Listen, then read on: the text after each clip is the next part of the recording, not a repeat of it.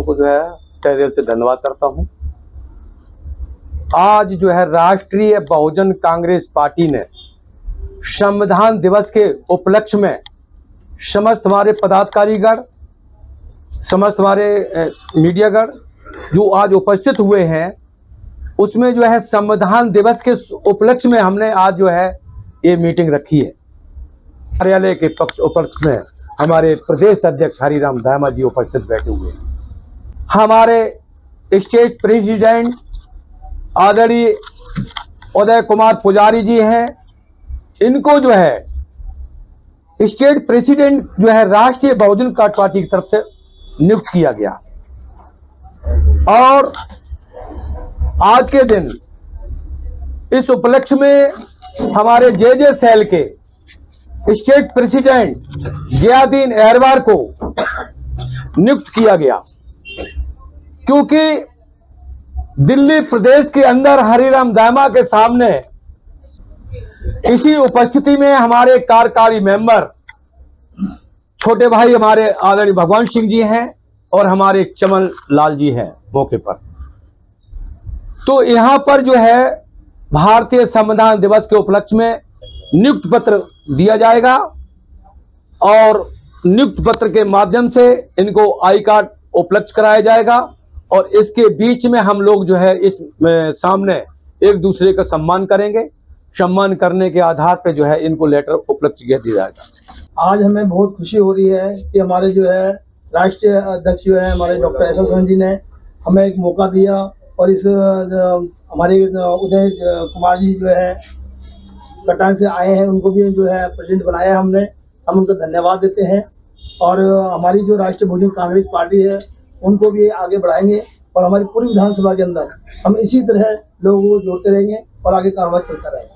Doctor साहब क्या कहेंगे, जिस तरीके से राष्ट्रीय बहुजन कांग्रेस पार्टी लगातार प्रदेशों में अपनी आने वाले चुनाव में आपकी पार्टी क्या करना चाहती है? क्या 70 विधानसभा चुनाव पे ये अपने कैंडिडेट उतारेगी या फिर नहीं? देखिए, दिल्ली में विधानसभा आगामी जो है 2025 में जो चुनाव होने वाला है, इसमें जो है राष्ट्रीय बहुजन कांग्रेस पार्टी 70 विधानसभा पे उम्मीदवार उतारेगी। आज के दिन में लगभग हमारे पास 13-14 लोगों के बायोडेटा आ चुके हैं और हम जो है डिक्लेयर कर देंगे, लेकिन संविधान दिवस की वजह से मैं रुका था। अब जो है कल के बाद हम ये घोषणा कर देंगे कि कौन कैंडिडेट कहां से उतारेगा, क्योंकि हम अभी 3-4 बार में लिस्ट जारी करेंगे, तो उस टाइम हम जो है कर देंगे। अभी कौन कौन की विधानसभा पे आप कैंडिडेट उतार रहे हो, मुझे जानना चाहती है, पब्लिक जानना चाहती है, बताना चाहेंगे? देखिए, बदरपुर विधानसभा पे हमारे हरिराम दामा जी को हमने उम्मीदवार घोषित कर दिया पहले ही, और आर के क्रम से जो हमारे जो है नीरज शर्मा जी हमारे उपस्थित हैं और जगदीश प्रसाद संगम बिहार से हैं, से हमारे जो है प्रेमपाल जो है निषाद हैं, और इस समय जो है तुगलकाबाद से माइनॉरिटी सेल के हमारे दिल्ली प्रदेश के अध्यक्ष जो हमारे जायद हुसैन जी हैं माइनॉरिटी सेल के, और दिल्ली से और चिंकी देवी और जो है हमारे गियादीन एरवार पूर्वी दिल्ली से जो है हमारे उम्मीदवार हैं। अब वो ज्यादा नहीं बता पाएंगे क्योंकि लिस्ट अभी हम जारी कर रहे हैं, लेकिन हमारे कम से कम कल के बाद पहली लिस्ट में कम से कम 25 या 30 आदमी के उम्मीदवार उतारेंगे। बदरपुर विधानसभा के अंदर जो अब तक जो काम नहीं हुए हैं, हम उस काम को हमने के प्रोटोकॉल दिखाया है और सबको हमने भेज दिया है, पहले से चालू कर दिया हमने। और जो 25 जो वादे किए हैं हरिराम दामा ने, वो वादे पूरे करेंगे। और क्षेत्र की जो समस्याएं हैं वो आज तक किसी 31 साल नेताओं ने नहीं की है, उस समस्या को हम पूरा करेंगे। क्षेत्र में ऐसी क्या समस्या है जिसको हरिराम दामा ने अपने स्तर पर देखा है, जो बड़ी समस्या है जो अभी तक किसी नेता ने समस्या को समाधान नहीं किया है? बड़ी समस्या पहले तो जो जाम था यहाँ पे जैतून मोड़गा जिसमें ऑटो चलते थे, वो हमने अपने लेटर के माध्यम से हमने लेटर दिया ट्रैफिक को, प्रशासन को लेटर दिया, उसमें काफी जो है राहत मिली है पब्लिक को। दूसरा, मीठापुर के अंदर जो रोड पे खड्डे थे, वो खड्डे हरिराम दामा जी ने भरवाए थे, हमारी टीम ने भरवाए थे।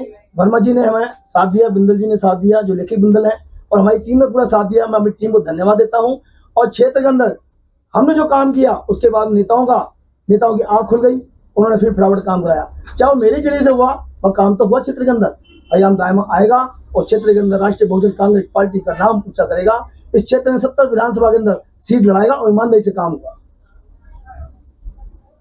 चलो करते हैं। गियादीन जी, आप पूर्वी दिल्ली से चुनाव भी लड़ेंगे, इससे पहले आपने अभी गाजियाबाद से भी चुनाव लड़ा। क्या भूमिका आपकी दिल्ली के अंदर रहने वाली है, क्योंकि आप प्रदेश में भी आपको पदभार दिया गया है?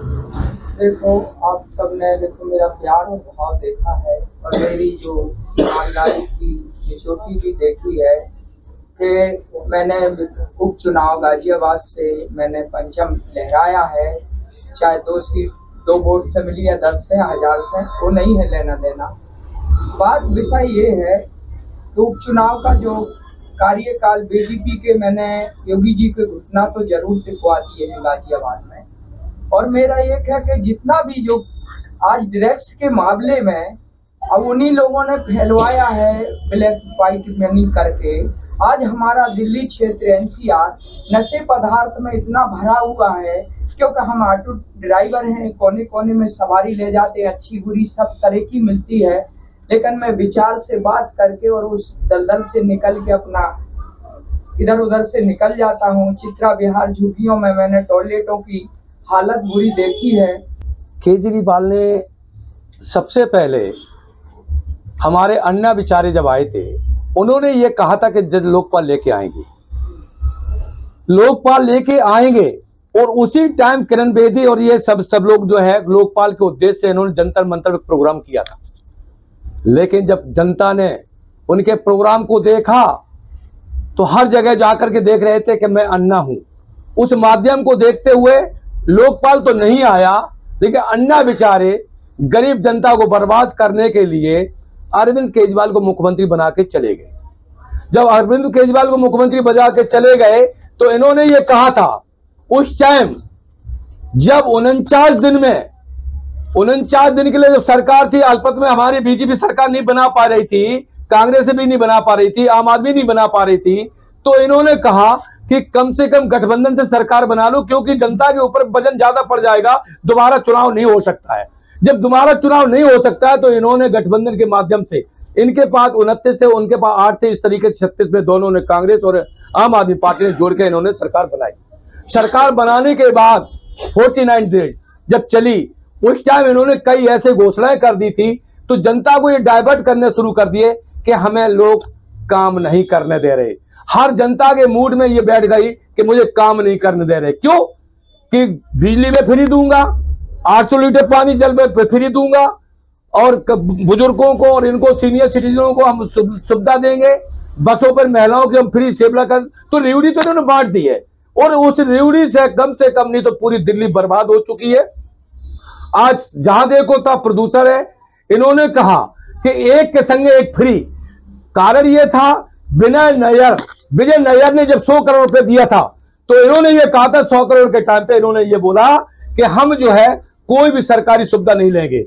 लेकिन सुविधा तो दूर रहा, जब इन्होंने रिश्वत लिया तो गोवा में इन्होंने 90 लाख रुपए एक विधानसभा पे कैंडिडेट को उतार दिया।